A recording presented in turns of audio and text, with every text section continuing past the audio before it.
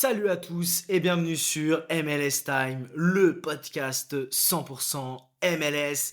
On se retrouve aujourd'hui juste après la 25e journée qui s'est jouée cette nuit, donc dans la nuit de mercredi à jeudi. Une journée complètement folle comme on les aime. Je dirais même c'est le chaos. Il y a eu plus de 45 buts dans cette journée, des scores assez fous, des surprises également. Mais écoutez, on va aborder tout ça dans cet épisode. Il y a des matchs dès ce week-end. On a également une grosse actu sur le côté mercato qui commence à s'emballer. On rappelle qu'il ouvrira que le 24 juillet. Et bien écoutez, sans plus attendre, on est parti pour un nouvel épisode de MLS Time. Let's go!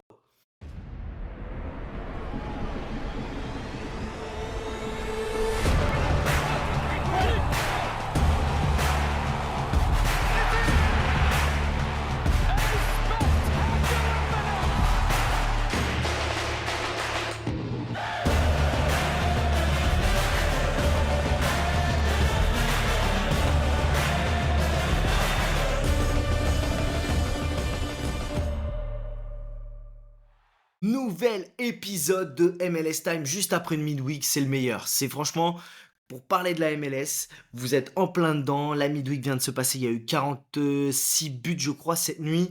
Euh, des matchs fous, Atlanta n'a toujours pas gagné à domicile, de partout face à Chicago avec un doublé de Zinkernagel. Charlotte a enfin réussi à redresser la barre et s'est imposé 2-1 à domicile face à DC United. La grosse surprise, mais est-ce que c'est vraiment une surprise, c'est que Evander et Cincinnati ont mis 3-0 sec à domicile à l'Inter Miami de Messi, qui restait sur 5 doublés sur les 5 derniers matchs. Et ben voilà, stop Cincinnati, ils leur ont mis un grand stop. Les Red Bull New York, intraitables à domicile, ont gagné 5-3 face aux Revs après avoir été menés 2-0. Orlando qui s'incline 2-1 face à NYCFC à domicile. Orlando, ça va beaucoup moins bien depuis que leur série d'invincibilité, d'invincibilité et de buts non encaissés n'est plus là. Montréal qui s'incline 2-1 à Philadelphie, ça aurait pu être un match nul, franchement, quand je vois le résumé. Mais Philadelphie a vraiment la chance, on va dire, du champion et du leader. Houston qui a pris 3-0 chez eux contre Vancouver. Hier soir, je tweetais sur Vancouver comme quoi ils avaient déjà enfin non pas déjà, mais que ce week-end, Vancouver aura joué l'équivalent d'une saison régulière de MLS avec la CONCACAF, la coupe, et ils ont été jusqu'à mettre 3-0 cette nuit à Houston, sans Ryan Go, toujours pas de retour, mais qui a retouché le ballon ces dernières semaines, on va y venir après.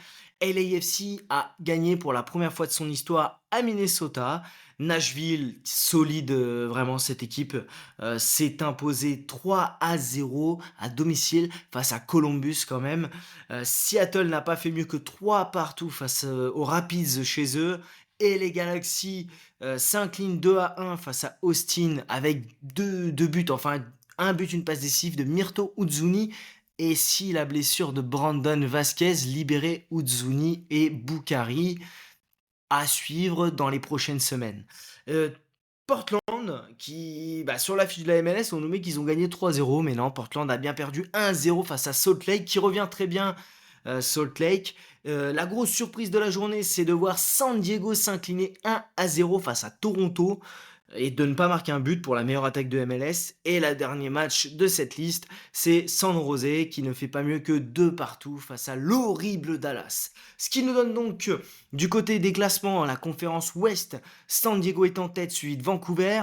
Minnesota ferme le podium. Ensuite, il y a LAFC qui est encore à 5 points de Minnesota et à 7 points de la tête, mais qui revient très très fort et qui a surtout 2 matchs de retard vu qu'ils n'ont joué que 20 matchs. Donc ils ont 2 matchs de retard sur Vancouver deuxième et ils ont même 3 matchs de retard, donc possiblement 9 points pour même reprendre la tête sur San Diego Minnesota. Donc LAFC est vraiment la meilleure équipe, on va dire, actuellement. Ensuite, si on a Seattle, Portland, Colorado, Austin et San Jose qui est le 9e. Ensuite, ça gringole, hein. On a Salt Lake, Houston, Kansas City 12e, Dallas 13e, Saint-Louis 14e et les FC 15e.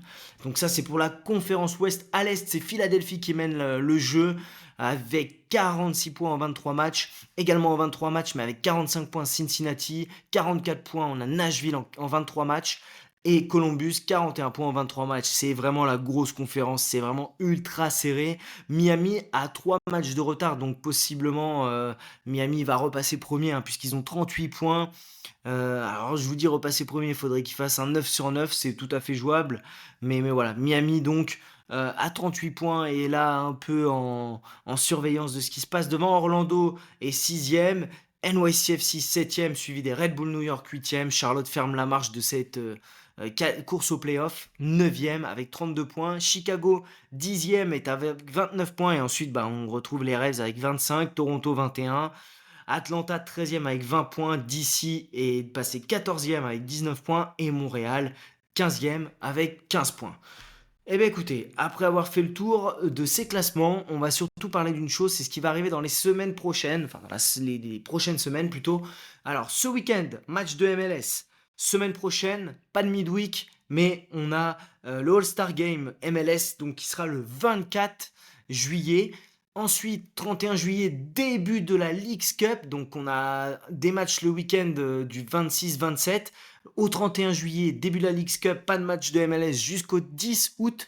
Et ensuite, bah, même si les équipes jouent la Leagues Cup, elles vont jouer la MLS en même temps. Je vous raconte pas, ça va être n'importe quoi. Ça va tourner dans tous les sens. Ça peut fausser le championnat, hein. On rappelle, les équipes de MLS qui vont participer à la Leagues Cup, ce sont les 9 enfin les 9 qualifiés au play-off, play-in de l'année dernière, donc dans chaque conférence. Donc c'est les 18 équipes qui ont fini dans le top 9 de chaque conférence, pour faire plus clair.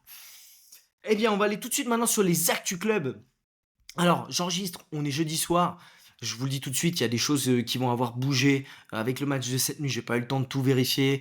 Il y a des choses qui vont arriver entre temps, donc restez bien branchés sur mon compte X pour les infos qui sortiront ce soir. Je suis pas sûr qu'on ait d'énormes news, hormis des gros blessés ou quoi. J'en ai pas vu énormément, mais voilà, je pense que ça va être assez calme jusqu'à la sortie des rapports de disponibilité de vendredi. C'est beaucoup du mercato, hein, je vous le dis.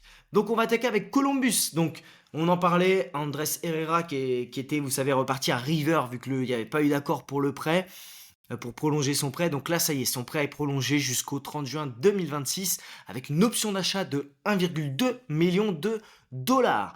Selon Wilfried Nancy, il y a une info comme quoi Mo Farsi traite une inflammation pelvienne et il est considéré comme au jour le jour. La signature, et là c'est important, c'est Hugo Picard qui a signé, contrat initiative U22, l'ancien joueur de Ligue 2 de Guingamp, qui a fait une belle saison à Guingamp, on en a dit beaucoup de bien. Il signe jusqu'en 2028 avec une option pour 2029. Et il vient surtout pour remplacer un joueur qui va quitter Columbus, et ce serait Isiel Jackson, l'ancien de Saint-Louis, qui a vraiment pas réussi depuis cet hiver et qui devrait aller en Pologne, apparemment à Jagiellona. Donc il n'était pas sur la feuille de match hier et la signature de Picard aurait scellé son avenir du côté du Crew. Il y a des négociations également pour un joueur qui revient depuis une semaine, c'est Wessam Abou Ali, qui joue à Al Ahly. Il y aura un montant qui serait recherché de 8 millions de dollars avec 1,5 million d'euros de bonus et une clause de 20% à la revente. Je connais pas le joueur, mais par contre on m'en a dit pas mal de bien sur les réseaux, sur un joueur profil offensif, mais apparemment de ce que je lis, des spécialistes et suiveurs de Columbus qui n'entrent pas forcément dans le système de jeu de Wilfried Nancy. Donc apparemment c'est que Wilfried Nancy est assez magicien et capable de renouveler et de changer le poste de certains joueurs. On passe à Montréal. Donc Montréal, je vais revenir à la semaine dernière qui s'est fait éliminer en Coupe du Canada par Forge, un club du SL, hein, donc censé être plus faible. Il y avait Saputo, donc le owner de la franchise, qui serait venu, alors selon Fred Lord, hein, bien sûr, dans les vestiaires à la fin du match en expliquant que ceux qui ne veulent pas être là, ils peuvent prendre la porte. Voilà. Donc, clairement, il l'a dit. Bon, je pense qu'il y en a qui l'ont pris au pied de la lettre parce qu'il y a déjà des joueurs qui sont partis ou qui avaient prévu de partir. Je pense que c'est pas forcément le truc à dire si tu veux que tes joueurs soient focus sur la fin du championnat. Bon, bref, on repasse. Donc, on passe à la suite, c'est que Donadel a confirmé, et ça a été officialisé, George Campbell, donc le défenseur central de Montréal, signe à West Brom. Il rejoint l'ancien de MLS d'Orlando, Daryl Daiki. 2,25 millions de frais de transfert selon Tony Marinaro. Et il y a une rumeur comme quoi en échange, Montréal il serait sur le point de finaliser l'arrivée d'un défenseur donc de West Brom, un défenseur central gauche, donc Callum Style, qui a fait 34 matchs l'année dernière. Écoutez, à suivre. Il est évalué à 2,5 millions d'euros, donc en dollars, ça fait plus cher que Campbell. Ça me paraît quand même fou. Il a un salaire quand même de 400 000 livres par semaine. Et bon, ça serait une initiative TAM. Il n'y a pas eu de suite pour le moment, donc affaire à suivre. Par contre, cette nuit, il n'a pas joué, c'est Jonathan Sirois. Breza a été plutôt bon par rapport à ses derniers matchs. Et il y aurait une rumeur comme quoi Sirois quitterait Montréal sur ce mercato pour aller en Europe. Affaire à suivre. Je ne vais pas rentrer sur les détails des capacités de Sirois, puisque certains vont me dire après que je suis très dur avec lui. Mais je vais quand même dire que Sirois est un gardien capable du meilleur, mais aussi beaucoup du pire, et qui peut faire plusieurs matchs dans le match et vous coûter pas mal de buts. Voilà. Une info également, c'est que selon Donadel, Vrioni devrait être de retour la semaine prochaine et Jalen Neal dans environ 2 semaines. Vrioni, bon, ce serait bien qu'il arrive à enchaîner plus de 4 matchs de suite et que bah, il file un coup de main à Owuzu qui tient quand même la baraque devant. Hein. Owuzu, c'est déjà 10 buts cette saison. Vu ce que les supporters montréalais lui ont mis dans la tronche en début de saison, je pense qu'il serait temps de s'excuser et de donner ce qui doit être donné aux meilleurs joueurs de Montréal cette saison. Voilà, c'est dit. On passe à LAFC.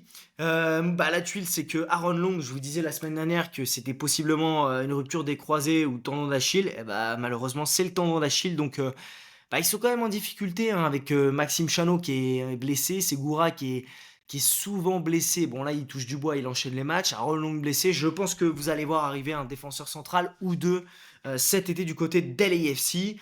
Il y a une rumeur folle qui est sortie au niveau du mercato, c'est à propos de Giovanni Reina, donc l'Américain qui joue à Dortmund, qui est en échec. Il y a plusieurs clubs européens qui surveillent sa situation, qui se sont renseignés, mais apparemment, LAFC, selon les dernières rumeurs, apparaît comme en tête de la course pour le signer. Je pense que ça peut être ça va être une énorme recrue à 1 an de la Coupe du Monde. Joe Reina a besoin de se montrer et LAFC a un spot d'IP libre depuis que Olivier Giroud est parti et possiblement deux si Dilrosun n'a pas son prêt qui est prolongé au 31 juillet. Et également l'info qui est sortie hier, LAFC va signer Mathieu Chouanière, l'ex-joueur formé à Montréal, qui est en échec du côté de Grasshopper en Suisse. Donc voilà, le milieu de terrain plutôt au profil offensif devrait signer à LAFC prochainement. Encore un coup de plus derrière la tête des Montréalais. On passe à Atlanta, donc c'est officiel, c'est qu'Edwin Mosquera a quitté Atlanta pour Millonarios en Colombie jusqu'en juin 2026. C'est un prêt avec une option d'achat qui a été mise pour un transfert permanent. Du côté de Salt Lake City, alors ils ont prêté l'international colombien Nelson Palacios du côté de Zurich jusqu'à la fin de la saison 2025. Et là, on attaque le gros morceau, c'est Miami, l'Inter Miami qui va signer Rodrigo De Paul. Hein. Alors, ça fait plusieurs semaines qu'on en parle. Là, ça y est, c'est quasi bouclé. Le montage est connu. Alors, c'est vrai qu'hier, je parlais de magouille sur X, mais en fait, c'est que Miami est plutôt malin. Ils ont réussi à contourner un peu le système de la MLS. Vous savez que vous avez le droit à un nombre de DP ou de TAM, sauf que clairement, De Paul aujourd'hui, il rentre dans le statut DP. Mais sauf que Miami, ils ont Busquets, Messi, Alba comme DP.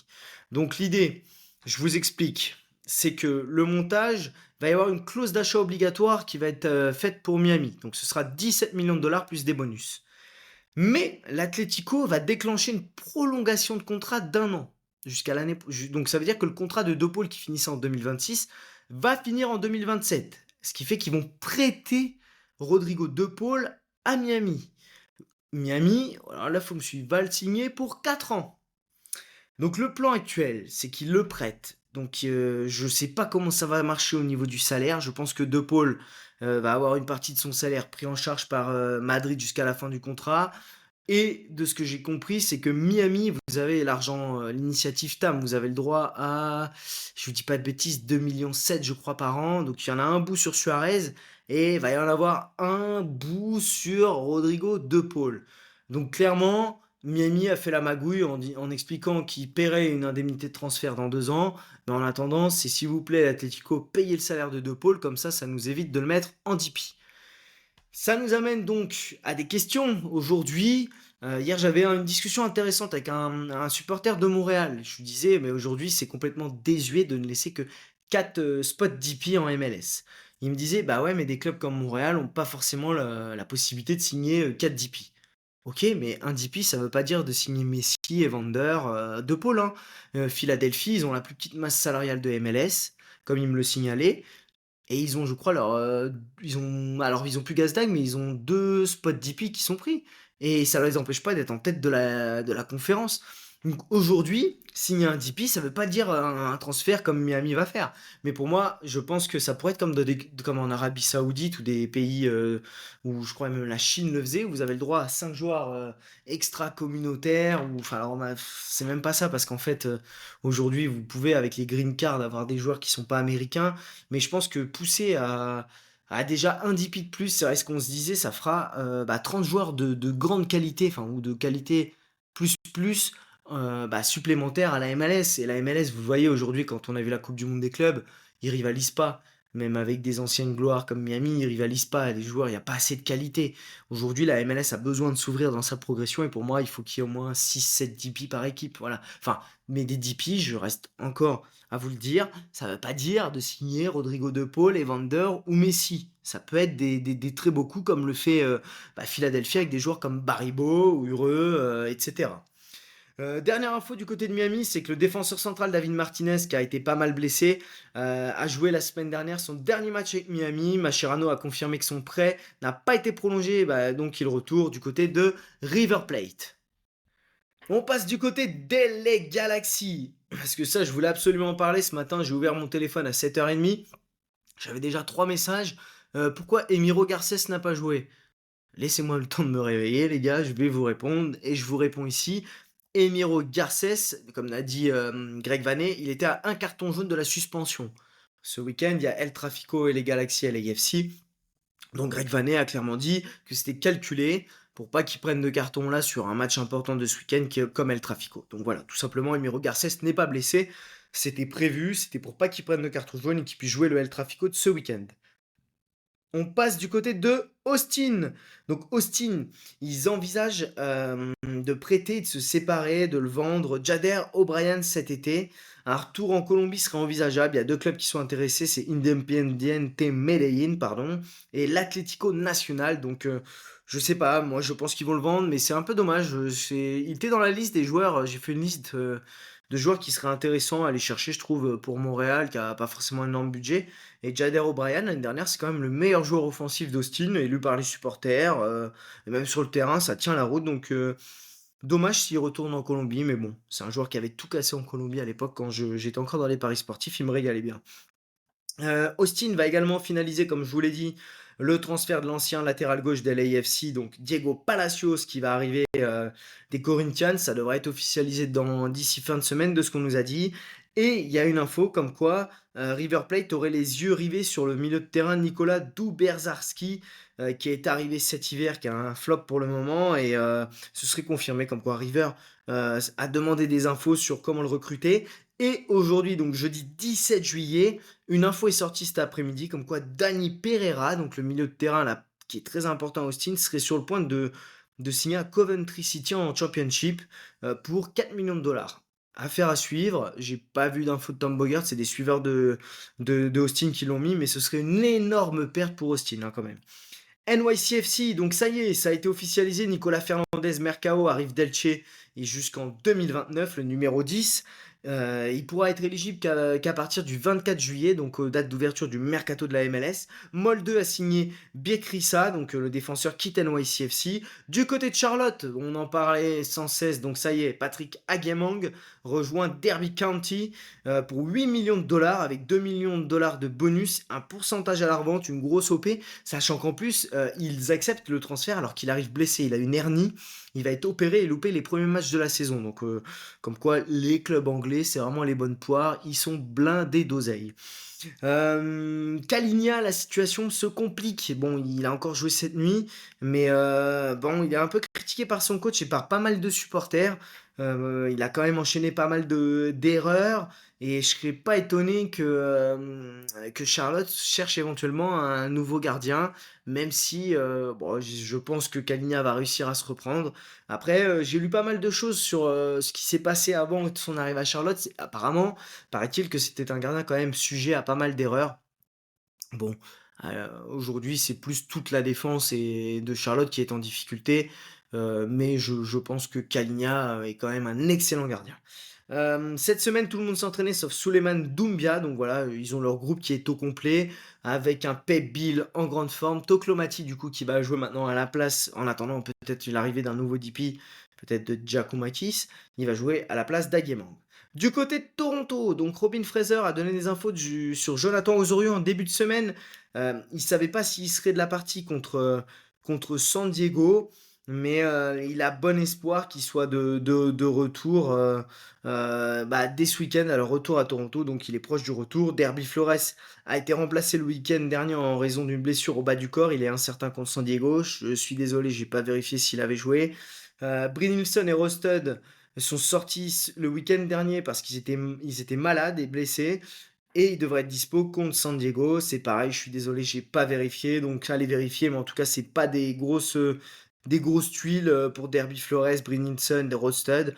Jonathan Osorio devrait être de retour ce week-end. On attend le rapport de disponibilité. Du côté de Seattle, vous avez peut-être vu le craquage de Nuutolo la semaine dernière, car sur un carton rouge qui a fait un doigt d'honneur à l'arbitre, il a pris, c'est même pas il aurait, c'est qu'il a pris que 2 matchs. Donc voilà, certains m'ont dit ouais mais c'est son index, ouais bref, j'ai l'impression plutôt qu'il lui fait un gros fuck et qu'il dit bien à l'arbitre d'aller, hein, vous voyez ce que je veux dire, et il a pris que 2 matchs. Mais bon, on connaît la MLS avec les suspensions, hein, on se souvient des suspensions pour les propos racistes de Van Zer ou quoi, c'était à peine 6 matchs, donc c'est complètement ridicule. Du côté de Seattle, donc Utrecht, je vous avais dit qu'ils étaient, enfin Seattle était intéressé par Noah Ohio, l'ailier, mais apparemment, bah ça y est, Utrecht a décliné l'offre des Sounders et Ohio aussi parce qu'il veut se battre pour une place de titulaire.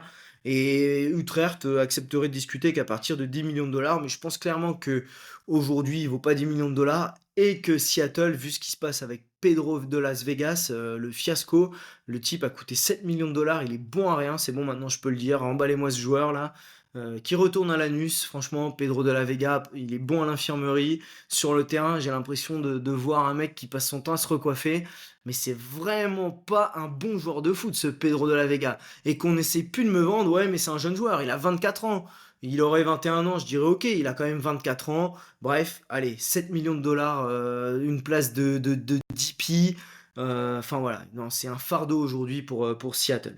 Tout comme leur coach qui a encore coûté le match hier. Voilà, Brian Schmetzer, je t'ai mis mon petit tacle de la semaine. On passe à Minnesota, donc Minnesota-Saint-Louis. C'est que Minnesota va transférer donc Sang Binjang du côté de Saint-Louis. Et ce sera un transfert en cash. Et ils vont récupérer aussi Saint-Louis de Minnesota, donc Padelford en prêt. Voilà, donc Saint-Louis qui se sert à Minnesota. Pour rester à Minnesota, c'est Joseph Rosales qui avait tweeté un tweet qui l'annonçait, il avait liké un tweet qui l'annonçait du côté des Tigres, mais des sources mexicaines ont dit que c'était peu probable que Rosales rejoigne les Tigres, donc hier, mercredi 16. Il y a eu des complications par rapport au salaire du joueur qui demande trop cher, donc ils ont dit qu'ils voulaient maintenant Farfan qui est du côté de Dallas. On reste sur Saint-Louis, donc Saint-Louis a officialisé l'arrivée de Faloufal de Frédéric-Stadt, contrat initiative 22 pour le milieu de terrain. Baumgartel devrait être prêt à jouer. Durkin a besoin d'une semaine, donc il devrait être supplémentaire. Ça devrait être la semaine prochaine son retour. Pompeu, Célio Pompeu. Il n'y a pas de blessure grave, c'est juste une question de tolérance à la douleur, a dit le coach, mais apparemment pour le moment c'est trop douloureux pour qu'il joue. Et Saint-Louis a officialisé, enfin plutôt donné un contrat d'équipe première, dans le roster de l'équipe première, pour le très très bon et très très jeune Jaziel Orozco, qui pour le moment était un joueur de réserve, mais qui fait une excellente saison jusqu'à présent.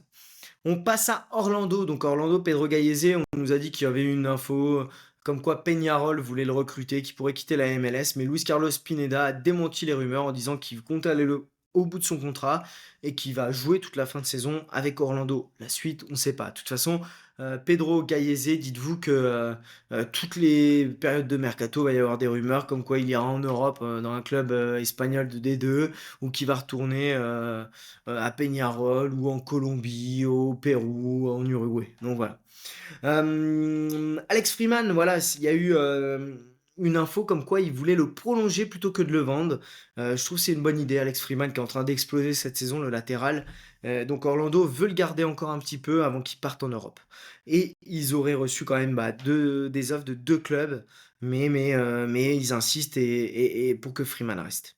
On passe à San Diego, donc la surprise, Milan Ilowski, qui a mis 12 buts en 15 matchs, retourne à North Island. Il n'y a pas eu d'accord sur une prolongation de contrat. Ça a été une résiliation, mutuelle du prêt de ne pas le prolonger parce que lui, il veut aller en Europe. En même temps, il était en train d'exploser du côté de San Diego. Mais c'est une lourde perte, je pense, pour San Diego. Et la preuve, il n'était pas là cette nuit. San Diego a perdu.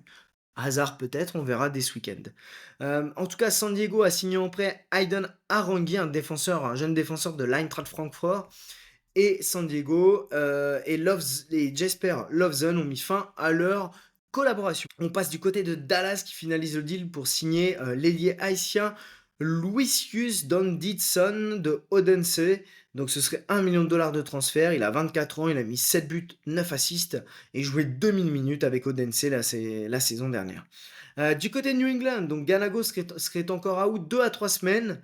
Miller et Feingold se sont entraînés en début de semaine. Je vous avoue que j'ai pas vérifié s'ils avaient joué cette nuit. Vancouver, eh bien écoutez, ça y est, c'est officiel, hein. Je pense qu'on l'a vu arriver à l'aéroport du côté du Mexique. Donc Pedro Vite va devenir la recrue la plus chère des Pumas. Écoutez, c'est une très belle vente de Vancouver. Moi, je l'aurais vendu aussi, hein. 7 millions de dollars. Contrat de 4 ans avec les Pumas. Il a une option en plus pour 1 an de plus. Et ce qui est énorme, c'est que Pedro Vite, il a une clause de sortie pour l'Europe qui sera activée à l'été 2026, juste après la Coupe du Monde. Donc en gros, potentiellement Pumas va le recruter 7 millions de dollars. On connaît, hein, les joueurs de MLS qui retournent ou qui vont au Mexique, c'est que des flops, hein, ces derniers temps. Et il y aurait une clause de revente pour ensuite le vendre en Europe. Mais Pedro Vite, pour moi, il n'y a aucun club européen qui accepte de mettre 7 millions avec toutes les qualités que je lui dois, hein. Aujourd'hui, Pedro Vite, pour moi, il vaut 3,5 millions. Là, clairement, ils se font pigeonner, Pumas. Moi, je comprends totalement Vancouver, qui l'a prolongé il n'y a pas longtemps, en pensant le vendre en Europe. Ils ont vu un pigeon arriver là, du côté du Mexique, ils leur revendent 7 millions de dollars. C'est énorme. C'est un transfert énorme. Bon, par contre, ils perdent un très bon joueur, Vancouver, mais ils ont réussi à gagner sans lui encore cette nuit, 3-0 à Houston. Donc voilà, et un peu pour les infos, c'était principalement Pedro Vite qui était dans les infos. Ah oui, et si, j'ai une info comme quoi son remplaçant, excusez-moi, selon le Daily Hive, serait très proche, et ce serait Kenji Cabrera, un milieu de terrain de 22 ans, qui serait très prometteur. On passe au Colorado Rapids. Donc il y a eu une rumeur de l'équipe qui nous a dit que Colorado, il y aurait Shido Awaziem qui pourrait être transféré à Nantes pour 3 ans. On rappelle qu'il a joué à Nantes quand il était un peu plus jeune. Donc écoutez, Awaziem serait pisté par le FC Nantes. Du côté de Cincinnati, donc bon, toujours des rumeurs pour notre ami Evander. Donc il y aurait Palmeiras, Benfica, Botafogo qui auraient manifesté leur intérêt. Cincy, ils veulent pas le vendre à moins de 17 millions apparemment, et Chris Albright, leur general manager, a dit que c'était la pièce maîtresse et qu'il partirait pas. Patenki était out cette nuit. Il n'y a pas de rumeur de départ ou quoi que ce soit. Ne vous inquiétez pas, c'était une blessure. Il n'y a pas de précision sur son indisponibilité, mais c'est une légère blessure qui l'a empêché de jouer cette nuit.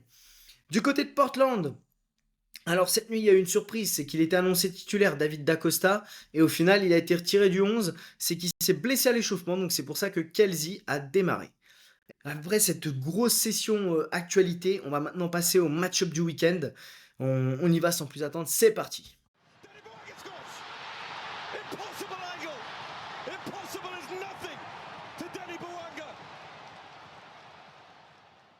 Les match-up du week-end, on est après une midweek, vous connaissez, je suis assez réticent, ça risque de faire un petit peu tourner, même si c'est plus en midweek, il y a eu beaucoup d'équipes types quand même cette nuit, j'étais assez surpris. On va démarrer avec le premier match de la liste, donc là on est sur les matchs qui seront dans la nuit de samedi à dimanche à 1h30 du matin. Le derby à Atlanta qui reçoit Charlotte, c'est quand même deux équipes malades, hein.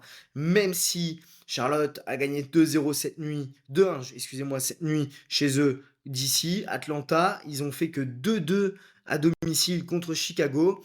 Et Atlanta, c'est quand même compliqué parce qu'ils ont quand même pas de victoire depuis 5 matchs maintenant. Charlotte, ils sont 12e sur 15 à l'extérieur avec 25 buts encaissés en 12 déplacements. C'est la pire défense à l'extérieur et c'est la deuxième pire défense de MLS à l'extérieur. Il n'y a que les Galaxy qui a fait pire. Mais l'attaque d'Atlanta est quand même assez malade. Donc, il y a eu 3 matchs dans leur histoire au Ben Stadium, et chaque fois il y a eu le but des deux équipes et plus de 2,5 buts. Donc c'est pour ça, éviter pour moi les stacks défensifs. Atlanta est la deuxième pire défense à l'Est et Charlotte est la troisième pire défense à l'Est. Charlotte, on parle quand même de l'une, voire la meilleure défense de la saison passée, qui est aujourd'hui, avec quasiment la même défense, troisième pire défense à l'Est. Donc pour moi, on évite les stacks défensifs sur vos jeux fantasy et on met plutôt les joueurs de Charlotte, hein, Pep Bill qui est en feu, Zat, Oklomati, vous pouvez tenter Almiron Miranchuk, mais à vos risques et périls. Ensuite, le deuxième match à cet horaire, c'est Montréal qui reçoit Chicago. Alors Chicago, on se dit, ouais, ça encaisse beaucoup, machin, c'est irrégulier, mais ils sont quand même troisième à l'extérieur de la conférence Est. C'est une équipe qui encaisse beaucoup à l'extérieur. Donc ils ont encaissé 26 buts en 12 déplacements, mais c'est une équipe qui a marqué 31 buts en 12 déplacements. Il faut, en gros, ils ont mis au moins 2 buts dans 7 de leurs 8 derniers déplacements de MLS. Et Zinkernagel, la stat, parce que c'est lui qu'il faudra jouer si vous avez un jeu fantasy, il a participé à 18 buts cette saison. Savez-vous combien de buts, enfin de contributions il a eu à l'extérieur? Eh bien, il a eu 16 de ses 18 buts, enfin 16 de ses 18 implications à l'extérieur. Donc clairement, Zinkernagel, moi je le pose les yeux fermés surtout face à Montréal. On notera que Chicago a pourtant 0 clean sheet à l'extérieur cette saison. Montréal, ils ont perdu sur la plus petite, le plus petit des écarts, 2-1 à Philly en midweek, c'était quand même un bon match. Et l'espoir, c'est que Montréal n'a plus perdu à domicile contre Chicago depuis 2018, soit 7 matchs, c'est 5 victoires, 2 nuls. Donc pour moi, il y a deux joueurs qui se distinguent, c'est Prince Owuzu et Zinkernagel. Petite attention particulière sur Sinchuk, ce que je vois me plaît beaucoup chez ce petit. Donc Sinchuk, qui en plus sur Sorare, pour ceux qui jouent à Sorare, fait du high score et qui est plutôt intéressant en numéro 10. Autre match à cet horaire, et là je pense que ça peut être une boucherie, c'est Columbus qui reçoit DC. DC qui aura son nouveau coach d'ailleurs, qui a été officialisé et qui devrait être sur le banc dès ce week-end. Columbus a pris une gifle, hein. Ils ont pris 3-0 cette nuit à Nashville. Mais je pense que clairement, Columbus, c'est la meilleure équipe à l'Est à domicile. Ils sont invaincus depuis 7 matchs. Leur seule défaite, c'était Miami. Et si on prend leur bilan à domicile sans Miami, ça fait 12 matchs de compétition confondus qui sont invaincus. Donc, il faut savoir que Columbus est invaincu contre DC depuis 2021 et 8 matchs. Donc, c'est 5 victoires, 3 nuls. Pour le moment, tous les feux sont au vert. DC, après, ils ont perdu 2-1 à Charlotte. Donc, ils enchaînent un deuxième déplacement de suite, bon, dans la même conférence, et ils ont surtout aucune victoire depuis 7 matchs, 6 défaites, un nul et 19 buts encaissés, 4 défaites de suite à l'extérieur en prenant 11 buts. Donc clairement pour moi, stack Columbus, donc Rossi, Arston, Chambost. Vous pouvez même tenter pour moi Schulte dans les buts, mais c'est pour moi il faut jouer le stack Columbus si vous jouez à des jeux fantasy. On passe aux Revs qui vont recevoir Orlando. C'est un match qui m'intéresse. On est quand même sur deux équipes en panne. Parce que les Ravs, ils ont perdu 5-3 en midweek à Red Bull New York après avoir mené 2-0. Ils ont une seule victoire en 12 matchs à domicile, les Ravs. C'est une victoire, 5 défaites, 6 nuls. Orlando, ils ont perdu 2-1 chez eux contre NYCFC. Ils n'ont plus gagné depuis 4 matchs, donc 2 nuls, 2 défaites. Et j'ai regardé, c'est régulièrement des matchs à but, hein, avec plus de 2,5 buts dans 23 des 25 matchs entre les deux équipes. Et le but des deux équipes a été réalisé dans 20 de ces 25 matchs. Donc pour moi, Carles Rill intéressant sur ce match. Campagna qui revient bien de sa blessure.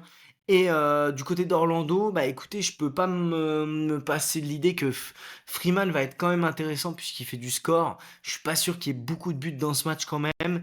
Et si je dois sortir un joueur, je dirais bah Pasalic qui est quand même intéressant. Mais attention, les Revs à domicile, ça peut quand même être une équipe pénible à jouer. On passe au Red Bull New York qui reçoivent l'Inter Miami. Ça m'intéresse. Red Bull New York à l'extérieur, ils sont éclatés au sol. À domicile, ils ont renversé le match contre les Revs. Ils ont encore gagné 5-3. Mais avant ça, c'est quand même 0 victoire en 5 matchs. Donc 2 défaites, 3 nuls. Mais 4 de ces 5 matchs étaient à l'extérieur. Donc voilà pour vous dire qu'ils sont éclatés au sol à l'extérieur parce que les deux autres matchs, c'est un nul, une victoire à domicile. Et à domicile, il faut le noter, ils sont invaincus depuis 6 matchs, toutes compétitions confondues, et ils ont perdu qu'une fois en 14 matchs chez eux. Donc les Red Bull New York, c'est clairement une muraille chez eux. Forsberg, Choupo-Moting, ça tourne très très bien. Et Miami a pris une gifle en déplacement 3-0 à Cincinnati avec l'équipe type. Avant ça, c'était 5 doublés de Messi à la suite, 5 victoires de suite en mettant 17 buts. C'était la meilleure équipe sur les 5 derniers matchs, Miami. Donc, ce qu'il faut noter aussi, c'est que donc, les Red Bull New York, très solides à domicile, moi Je milite pour que si vous avez dans vos équipes, vous mettiez un Forsberg et un Choupo-Moting parce que Miami, ils ont fait que 2 clean sheets en 9 déplacements cette saison. Et bien sûr, bah vous, je peux pas m'empêcher de dire que bah vous devez tenter Messi, hein. De toute façon, c'est les yeux fermés qu'on tente Messi en fantasy sport. On passe au match de 2h30. Donc le premier, c'est Dallas qui reçoit Saint-Louis. Dallas a fait 2 partout à San Jose en midweek, mais ils étaient quand même sur 4 défaites de suite avant, où ils ont pris à chaque fois 2 buts minimum. Donc là maintenant ça fait 5 matchs de suite où ils prennent 2 buts minimum. C'est quand même la pire équipe à domicile à l'ouest, avec 5 points en 10 matchs et 18 buts encaissés, hein, Dallas. Donc c'est quand même, quand je vous disais l'horrible Dallas en introduction, je ne blaguais pas. Face à eux, il y a Saint-Louis, donc qui n'a pas joué en midweek, qui a gagné le week-end dernier. Et en plus, ils ont gagné contre Portland, chez eux. Enfin, chez Portland, qui est une équipe compliquée à manœuvrer. Ils sont quand même à l'extérieur. Par contre, Saint-Louis, c'est quand même 10 matchs sans victoire. 9 défaites, 1 nul, 22 buts encaissés. Mais ils ont le retour de Loven, de Baumgartel, qui vont faire vraiment beaucoup de bien. Roscoe, très en forme. Artel reprend des couleurs. Donc, pour moi, le game changer, c'est Loven. 3 victoires sur les 12 derniers matchs. À chaque fois, il est là. Quand ils perdent les 9 autres, il n'est pas là. Donc, on a quand même la deuxième pire équipe à l'extérieur à l'ouest, avec 5 points en 11 matchs et 19 buts encaissés. Et on a la pire équipe à domicile à l'ouest. Donc moi, je pense que ça va faire des buts.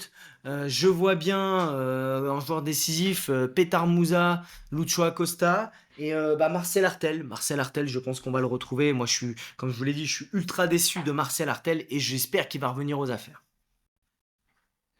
On passe désormais au match entre Houston et Philly. Donc Houston qui a pris 3-0 à domicile contre Vancouver. Ils vont vouloir se racheter ce week-end face à Philadelphie. Mais depuis 2011, leur bilan à domicile contre Philadelphie, il est plutôt bon, hein, en plus parce que c'est 7 victoires, une défaite. Philadelphie, ils ont gagné à Montréal chez eux. Donc ils traversent la conférence. Enfin, pas toute la conférence, mais ils vont dans la conférence opposée. Ils sont quand même sur 2 défaites de suite à l'extérieur, Philadelphie, donc contre 2 gros, contre Nashville et Columbus, 1-0 à chaque fois, et en plus des buts dans les arrêts de jeu. Mais c'est la meilleure défense de MLS à l'extérieur, avec 9 buts encaissés en 11 matchs. Philly, il leur avait mis 6-0 à Philadelphie en 2022. C'est quand même indécis, excusez-moi, mais je pense que Philadelphie peut quand même aller faire un résultat, garder le clean sheet. Donc Blake Wagner reste intéressant, et Ty Baribo, parce que pour moi, Ty Baribo, c'est aujourd'hui un des attaquants les plus sous-cotés de MLS. Toujours à 2h30, c'est Nashville-Toronto. Pour moi, c'est le meilleur match-up du week-end avec celui de Columbus. Parce que là, vous avez vraiment des joueurs intéressants à tous les postes. Nashville, ils marchent sur l'eau. Ils ont éclaté 3-0 Columbus chez eux. Avant ça, ils avaient perdu 2-1 contre Miami, qui est leur bête noire. Mais sans ça, c'est 16 matchs sans défaite, 12 victoires, 4 nuls. À domicile, ils sont invaincus depuis 10 matchs, 8 victoires, 2 nuls. Et le bilan à domicile, c'est quand même 25 buts pour 9 encaissés en 12 matchs. C'est la co-meilleure défense de MLS avec Seattle. Et c'est la meilleure équipe de MLS à domicile. Même si je crois que LAFC, au prorata du nombre de buts, a fait mieux. Bref, pour moi, vous faites Joe Willis dans les buts, Nahar, Mukhtar, Surridge, c'est hyper intéressant. Zimmerman semble avoir repris son spot, donc ça me déçoit un peu parce que Palacios faisait des très bonnes prestations et semble reparti pour aller sur le banc.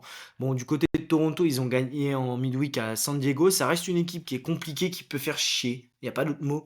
C'est une équipe qui peut être très chiante, donc mais je les vois pas résister. Nous, non, voilà, on va pas se mettre de l'inquiétude pour moi. Nashville, go, les yeux fermés. Bon, je disais pareil sur San Diego, et puis au final, ils ont perdu 1-0 contre Toronto. On passe à Seattle qui reçoit San Jose. Donc Seattle menait 3-0 à la 47e minute contre les Rapids cette nuit, et ils ont fait 3 partout. C'est compliqué. C'était la co-meilleure défense de MLS avant ce match-là, avec 9 buts encaissés en 10 matchs. Et puis, c'est plus le cas. Donc Nashville, dont je vous parle avant, est désormais la seule meilleure défense de MLS à domicile. San Jose a fait 2-2 à domicile contre Dallas. Il faut noter une chose, c'est que San Jose n'a battu aucune équipe du top 5 de chaque conférence à l'extérieur cette saison. Donc pour moi, Seattle va devoir se racheter, et Schmetzer aussi, parce qu'il a fait des choix tactiques assez horribles, c'est lui qui a coûté le match. Seattle est pour moi favori, Rusnak décisif, on y va, on continue, Rusnak c'est vraiment un top player. Christian Roldan intéressant, il a été sorti pour le reposer un peu à Die Schmetzer. Et par contre, j'ai du mal à voir le clean sheet de Seattle, parce que San Jose a marqué quand même dans 10 de ses 11 déplacements. Donc pourquoi pas un 2-1, 3-1 pour Seattle avec Arango buteur. On a vu Espinoza qui était de retour, donc ça peut être intéressant aussi. On passe à SKC qui reçoit NYCFC. Ça, c'est aussi un match intéressant. SKC, repos en midweek. NYCFC a gagné 2-1 à Orlando. Donc avantage SKC, hein, au niveau de la fraîcheur, excusez-moi, puisqu'NYCFC va avoir fait 2 déplacements et on voit, hein, quand même SKC, il y a beaucoup de mieux. Défensivement, ça reste friable, mais par contre devant, ça tourne très bien. Je vous refais pas le refrain comme je vous le fais depuis quelques temps sur Garcia, Joveljic qui sont essentiels devant. Et SKC, ce qui est intéressant, c'est qu'ils ont mis au moins 2 buts dans 6 de leurs 8 derniers matchs à domicile. Donc clairement, Joveljic, il a 15 buts cette saison, 15 contributions à des buts, et plus pour être précis, et c'est 9 à domicile. Manu Garcia, il a 10 contributions à des buts, et c'est 6 à domicile. Donc pour moi, ces deux joueurs, vous pouvez les mettre ensemble parce que l'un peut faire la passe D à l'autre, enfin plutôt Garcia pour Joveljic. Et du côté de l'NYCFC, 2 victoires en 12 déplacements, donc en comptant celle de cette nuit, hein. Donc toute compétition confondue, c'est quatrième pire attaque à l'extérieur de MLS dans les 30 équipes, hein, avec seulement 10 buts. Donc je reste quand même persuadé que c'est un match-up pour SKC. Joveljic, Garcia intéressant en tête de liste. Après vous avez du Tommy, du Saloa. Moins serein sur le clean sheet d'SKC. Donc ils l'ont gardé que 2 fois en 11 réceptions. Donc voilà, j'irai pas forcément dessus. Le match à 3h30, on passe à 3h30, donc c'est Salt Lake qui reçoit Cincinnati. Salt Lake a été perf à Portland et gagné 1-0. C'est une grosse perf d'aller gagner à Portland, vous le verrez parce que je vais vous en parler après. Donc ils vont mieux, c'est 5 matchs sans défaite, 3 victoires, 2 nuls. 3 matchs ont été joués à domicile et 3 victoires sur ces 3 dernières réceptions, donc sur leur série de 5 matchs sans défaite. Ils encaissent peu à domicile, c'est seulement 10 buts en 10 matchs, mais ils marquent peu, 13 buts. Il y a Diego Luna qui est de retour, Diogo Gonçalves qui a l'air en forme, qui a mis un super but cette nuit. Donc face à eux, il y aura Cincinnati, hein, qui a tabassé Miami 3-0, qui est deuxième à l'Est dans la conférence la plus solide et qui est premier à l'Est à l'extérieur. Ils ont peut-être joué un match contre Miami compliqué, mais 3 victoires de suite à l'extérieur, ils peuvent compter sur F-Banger et peut-être que Denki peut être de retour à F-Banger, ouais, parce que Evander, vous avez encore vu son but cette nuit, plein de maîtrise technique, c'est incroyable. Il est impliqué dans 10 des 12 derniers buts de Cincy. Franchement, même à l'extérieur, moi je les vois favoris Cincinnati parce que collectivement c'est très solide, mais c'est jamais facile quand même d'aller jouer dans les montagnes à Salt Lake. 3 clean sheets en 12 matchs à l'extérieur pour Cincy, mais ils sont quand même premiers de MLS à l'extérieur au prorata avec 22 points. Donc clairement, moi je vois Evander encore décisif parce qu'il est inévitable. Cincinnati gagne pour les parieurs, ça peut être sympa. Et Denki, bah, méfiez-vous parce qu'il peut être absent et on le saura au dernier moment. On passe à 4h30 avec le El Trafico entre LAFC et LA Galaxy. LAFC qui a été gagné pour la première fois de son histoire à Minnesota sur un penalty de Denis Bouanga, inévitable. C'est la meilleure équipe de MLS à domicile. Comme je vous le disais, ils ont autant de points que Columbus avec un match de moins joué. C'est la meilleure défense de MLS à domicile. Donc des 30 équipes avec 6 buts encaissés en 11 matchs. Et les Galaxy, c'est défaite 2-1 à domicile contre Austin. Bon, on connaît leur saison. On sait quand même que ce match, ça a une autre saveur. C'est un match qui se joue avec le cœur. Il y a quand même eu plus de 2,5 buts dans 13 des 15 derniers matchs entre ces deux équipes et le but des deux équipes dans 14 de ces 15 matchs. Bouanga a été décisif dans 6 des 5 derniers matchs. Enfin, non, je vous la refais. Bouanga a été 6 fois décisif dans les 5 derniers matchs. Donc il a été décisif dans les 5 matchs, mais il y a un match où il a fait un doublé de contribution à des buts. Donc il a fait 6 DS dans les 5 derniers matchs. Clairement, Bouanga, les yeux fermés. Moi j'éviterai quand même les stacks défensifs, même Lloris à domicile, c'est quand même un match spécial El Trafico, je pense qu'il va y avoir des buts. Donc pour moi, plutôt Banga, Ordaz, Peck, Reus, Nascimento, Pencil, ça peut être intéressant. Mes préférés restent Banga, Ordaz et Reus, parce que Peck est quand même assez décevant et croque pas mal d'occasions. Et on passe à Portland qui reçoit Minnesota aussi à 4h30, je vous le disais. Donc Portland qui a perdu 1-0 face à Salt Lake à domicile. Deuxième match de suite à domicile cette semaine après Salt Lake. Ils sont deuxième à l'ouest à domicile. Et avant la midweek et la défaite, ils étaient invaincus depuis 10 matchs à domicile, mais ils avaient fait que 2 clean sheets. Donc désormais, c'est 3 défaites en 24 matchs à domicile. Et je vous avoue que j'ai arrêté de remonter après 24 matchs.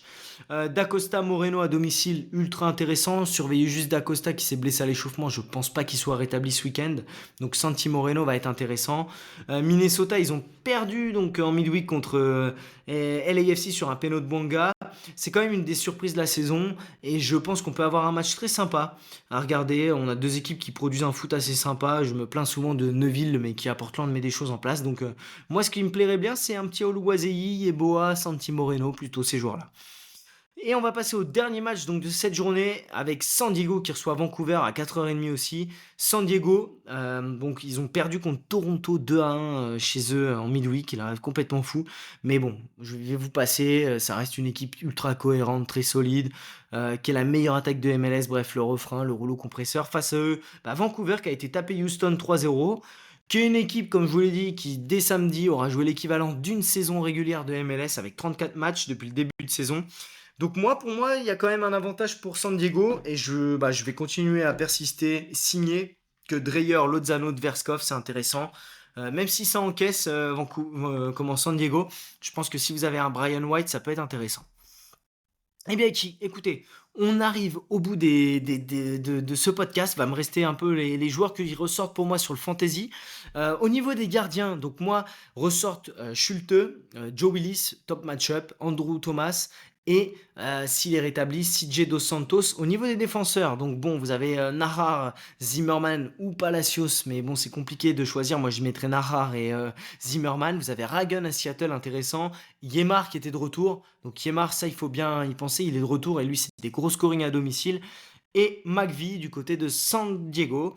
Des milieux et des attaquants, il y en a plein qui ont des matchs intéressants. Evander, même si c'est à l'extérieur, c'est à mettre. Chambost, Carles Rill, Artel, Mouktar, Rusnak, Christian Roldan, excusez-moi, Manu Garcia, Marco Reus, même si c'est à l'extérieur un peu plus délicat.